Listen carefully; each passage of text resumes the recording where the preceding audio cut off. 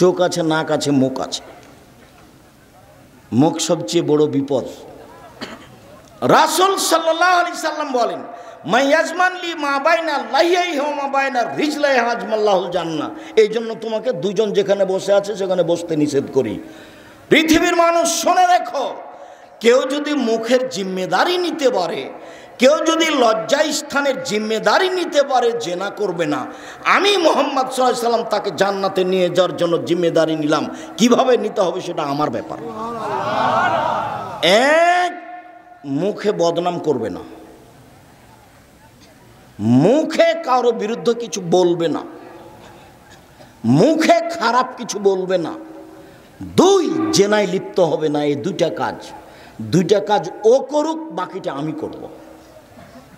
আমার আর আপনার দুইটা, আর আল্লাহর নবীর একটা। উনি জান্নাতে নিয়ে যাবেন, আর আমাকে আর আপনাকে দুইটা করতে বলেছে, মুখ আর লজ্জা স্থান। মুখ বড় বিপদ। আপনি বুঝতে পারেননি আজকে সারাদিনে কত কি বলেছে। এই ছেলেরাকে বলছি, তোমরা ধৈর্য ধারণ করো। একজন আর একজনকে বলবা সবর, ধৈর্য ধারণ করো। কার কেটে দিয়েছে? ধৈর্য ধারণ করো। সবর, ধৈর্য ধারণ করো। ধৈর্য ঘোড়ার ডিম নয়। ধৈর্য একটা জিনিস যেটা মানুষ বাস্তবায়ন করতে পারে, গরু ছাগল পারে না। ধৈর্য ঘোড়ার ডিম নয়। ধৈর্য একটা জিনিস যেটা বাস্তবায়ন করতে পারে মানুষ। কে পারে? মানুষ পারে। গরু ছাগল পারে না। গরু ছাগল ধৈর্য জিনিস বুঝে না, কাজে ওকে বুঝানো যাবে না। মানুষই ধৈর্য বুঝতে পারে, মানুষই এর বাস্তবায়ন করতে পারে। সম্মানিত দিনী ভাই বোন, রাসূল সাল্লাল্লাহু আলাইহি সাল্লাম একদা বলছেন, তোমাদের কি হবে? যুগের কি হবে? তোমাদের কি হবে? যুগের কি হবে? তোমাদের কি হবে? যুগের কি হবে? এদা উবকিতুম ফি হুসালাত মিনান নাস। যেদিন যুগের লোক হবে সবাই আগাছা, সবাই খারাপ, কে যে ভালো তা দেখা যায় না। মৌলানা সাহেব প্রতারণা দেয়, হাজি সাহেব প্রতারণা দেয়, মসজিদে মারামারি হয়, মাদ্রাসাতে মারামারি হয়, চেয়ারম্যান, মেম্বার, এমপি, মন্ত্রী, হেড মৌলানা, হেডমাস্টার, প্রিন্সিপাল সবাই টাকা আত্মসাৎ করে মেরে খায়। সবাই যে খারাপ। যখন সবাই খারাপ হবে তখন তোমাদের কি হবে? যুগের কি হবে? তোমাদের কি হবে? যুগের কি হবে? শোনো আবু মুসা, সমাজে যেদিন কোনো আমানতদারি থাকবে না, সবাই টাকা পয়সা মেরে খাবে, সেদিন তোমাদের কি হবে? যুগের কি হবে? সেদিন তোমাদের কি হবে? যুগের কি হবে? শোনো আবু মুসা, যেদিন মানুষের ভিতরে মতবিরোধ দেখা দিবে, এইভাবে দেখেন, দেখাচ্ছেন এভাবে, আমার দিকে দেখেন তো, দেখাচ্ছেন তিনি এইভাবে, ডান হাতের আঙ্গুলগুলি বাম হাতের আঙ্গুলের ভিতরে যেভাবে ঢুকলো, মানুষের ভিতরে মতবিরোধ সেভাবে ঢুকবে। এই সামান্য প্রোগ্রাম তো কিছু ছেলে বলছে এখানে, কিছু বলছে না ওখানে, ওখানে করবো। আর মুরব্বী বলছে এখানে, আর ছাড়ো মুরব্বীর কথা, ওখানে করব। কেউ কাকু মানে না। মসজিদে মারামারি লেগে গেছে সামান্য কথা নিয়ে। আর মাদ্রাসার অবস্থা তো আপনি দেখতে পাচ্ছেন, আর সামাজিক অবস্থা তার ঢাকা নাই, সবাই দেখছে সামাজিক অবস্থা। আর আমি তোমাকে তো খুব ভালো চিনি। আজকে তুমি বসে আছো, কালকে তুমি একটা সিগারেটের জন্য আগেই থাকবে। যখন তুমি মোটর সাইকেলে যাও না, আমি গাড়িটা নিয়ে আসি, তখন আমি তোমাকে দেখি, তুমি না জানি কি, তুমি ওখানে গেছো কেন?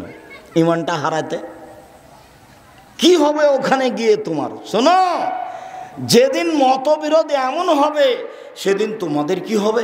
যুগের কি হবে? তোমাদের কি হবে? যুগের কি হবে? বলেন আল্লাহর নবী কি করতে হবে?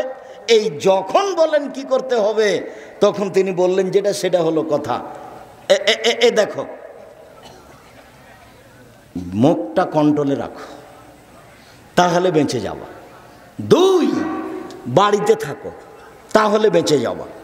তিন, যেটা ভালো সেটা নিও, যেটা খারাপ সেটা ছেড়ে দিও, তাহলে বেঁচে যাবা।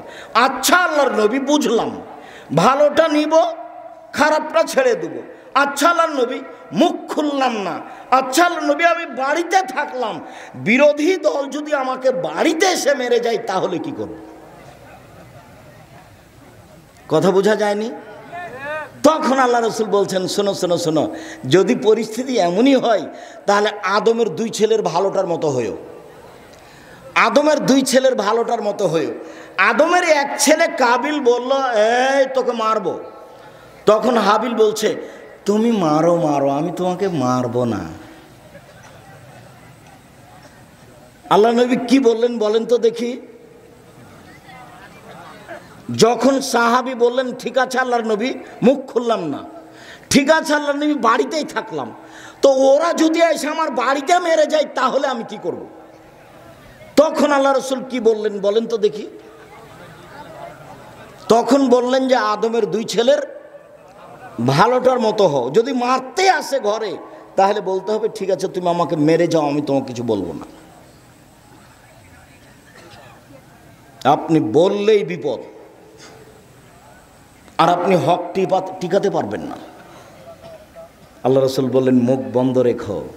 একদা বলছেন সঙ্গী সাথী বলতে পারো মানুষকে পিছন দিক থেকে ধাক্কা মেরে জাহান্নামে নিক্ষেপ করে কি? সঙ্গী সাথী বলতে পারো মানুষকে পিছন দিক থেকে ধাক্কা মেরে জাহান্নামে নিক্ষেপ করে কি? সঙ্গী সাথী বলতে পারো মানুষকে পিছন দিক থেকে ধাক্কা মেরে জাহান্নামে নিক্ষেপ করে কি? এ কথা বলতে বলতেই ফাঁক হাজার সেনা হোক জিভাটা ধরে নিচ্ছে, জিভা মানুষকে পিছন দিক থেকে ধাক্কা মেরে জাহান্নামে নিক্ষেপ করে। মুখ বন্ধ রাখতে হবে, তাহলে পথ সহজ হবে। বলছিলাম চক্ষু নিচু রাখতে হবে। চক্ষু নিচু রাখতে শুধু পুরুষকে বলা হয়নি, মহিলাদেরকে বলা হয়েছে।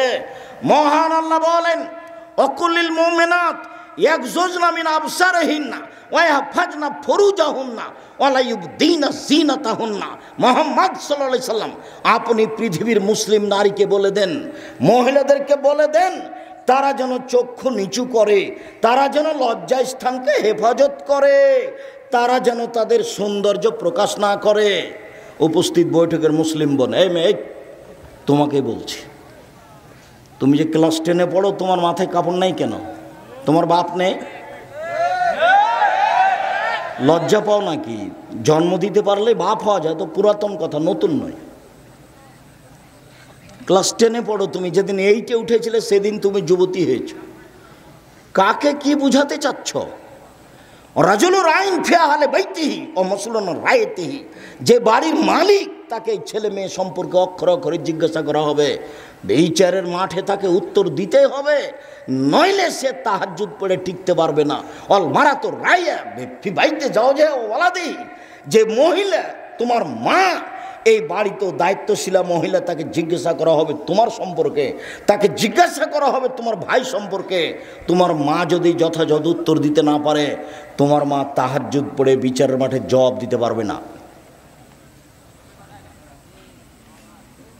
সম্মানিত দিনী ভাই বোন, মহান আল্লাহ বলেন মহিলাদেরকেও চক্ষু নিচু করতে হবে, তাদের লজ্জা স্থানকে তাদেরকে হেফাজত করতে হবে এবং তাদের সৌন্দর্য তাদেরকে ঢেকে রাখতে হবে। এটা আল্লাহ আদেশ করেন, এ আদেশ তাকে পালন করতেই হবে।